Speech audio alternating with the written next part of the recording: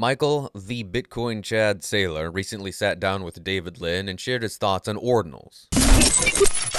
In the first half of May 2023, Bitcoin transaction fees spiked as high as we have ever seen them. Miners made more from the fees on a particular block than they did from the subsidy. That'll be a far more common occurrence in the future when the subsidy continues to drop half every 4 years and the fees continue to rise as more people want to get onto Bitcoin. As with almost anything that happens in the Bitcoin space, there was a lot of contention. Some people were calling for increased block sizes. Other people were saying that Ordinals should be banned. Other people were saying this. Other people were saying that. It doesn't really matter.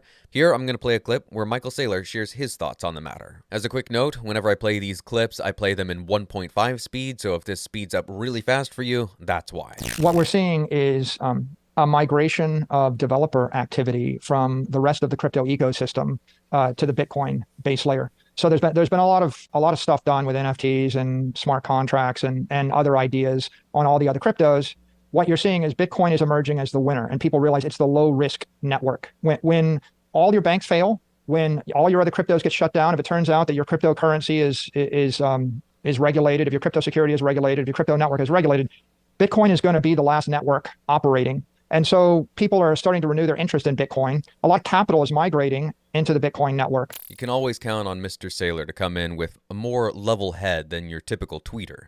Here he explains that one of the reasons that people are using the blockchain to move their ordinals and get their NFTs on there is because it's the one that's going to stick around. People have realized if you build something on a very flimsy platform, if you build on sand, then your house might fall apart. But if you build on extremely solid granite, then your house is probably going to stick around. One is far more secure than the other. And the Bitcoin time chain, or blockchain, however you want to call it, has been around longer than any of its competitors. If Bitcoin is solid granite, lined with rebar and covered in concrete, then everything else is maybe silly putty at best, maybe jello in some cases.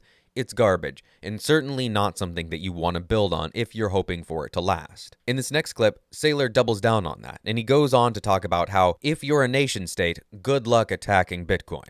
If I gave you $100 billion and control of a nation state, and I gave you 4 years and said attack the Bitcoin network, you could try to buy up all the SHA-256 mining rigs in the world and then try to power them up. And if you succeeded, after 4 years, you might be able to slow the network down, but you couldn't stop it. This is something that a lot of people don't fully understand or appreciate. I don't care who you are. I don't care if you're the government of China. I don't care if you're the government of the United States. It doesn't matter who you are. Bitcoin cannot be stopped. It is a train that tick-tock, next block, chugs along, and nothing can stop it. Many people that are not in the Bitcoin space, or even some of those that are but haven't been in long, fail to understand how true this is. It was one of the things that I stumbled with for a long time. I thought, well, if it's just software, why can't somebody come in and change it? Well, the thing is, somebody can come in and change it. You can go in and fork Bitcoin anytime you want. If you have the technical know-how, it's probably not all that difficult. I certainly don't know any coding, but I imagine it's not that difficult. But then you're something else. You're this thing, you're that thing, you're something that's not Bitcoin. And the thousands of nodes that are running around the world will not see whatever you did. You might have your thing going on over there, and that's fine, and people have done that, and most of them have died. But Bitcoin is still here. It is still being replicated. It is still being added to new nodes every single day, new DIYers, new people buying nodls, new people going out there and saying, yes, I want to be a part of this, and yes, I want to help secure this. So even if some major actor got into the game and said, we're going to buy thousands of ASICs, millions of them, we're going to spend billions of dollars to do this, and then attack the system, it's not going to work. And ultimately, they're just going to end up making the system all that much stronger. There is no way to shut this down. And in this timeline, in this universe that we're in, there never was an option to shut it down because we're here today, and it's proof that it's not going anywhere. The final point that Saylor makes is about the other uses that Bitcoin has and how Ordinals proves this. There are messages worth $1 billion that aren't the money, but they're the message, right? The example I used the other day is what if I just burned my will on, and encrypted and inscribed my will onto Bitcoin, right? And it was going to convey $1 billion from one person to the other. That's a pretty valuable document, and you probably wouldn't want it to be tampered with by your law firm or by a nation state or by a corporation. There's some things that are worth far more than money. A few examples.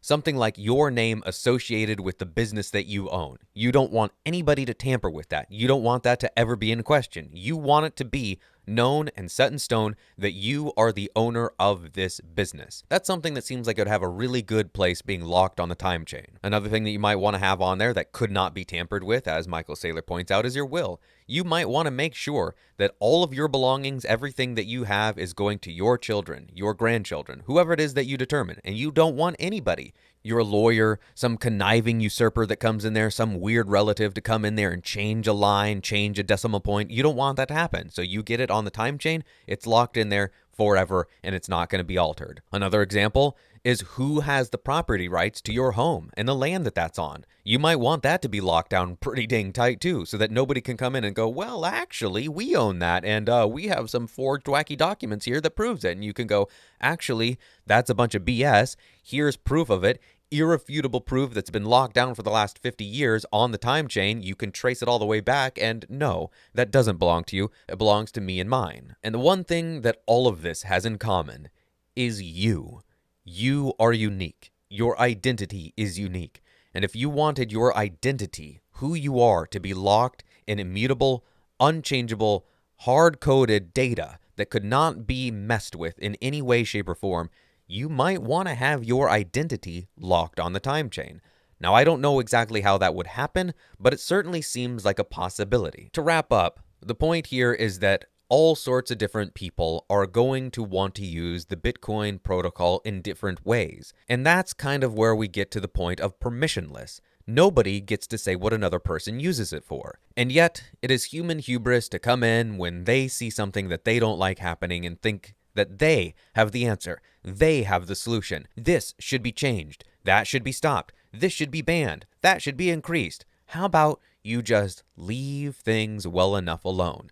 There have been thousands of attempts at creating an improvement on Bitcoin, and most of them aren't here anymore. I don't know what the most recent figure is, but I think the last time I heard, the number of other coins and tokens and this and that was something in the range of 20,000, 30,000. It was a lot. And the vast majority of them, something like 99.99%, have gone the way of the dodo. They are dead, gone. Actually, they're even more dead than the dodo, because at least the dodo has a memory of it. And most of those coins, people couldn't even remember if they wanted to. The point here is that the Bitcoin protocol will be used in any number of ways that people want to try and use it.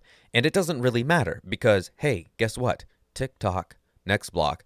The next train's coming along and you're going to load it up with monkey JPEGs. This other person's going to put their will on it. Somebody else is going to strap their identity to it. This other person's going to put the deed to their house on it. It doesn't really matter. What matters is that it's being used. And the more use it gets, the more it goes up in value.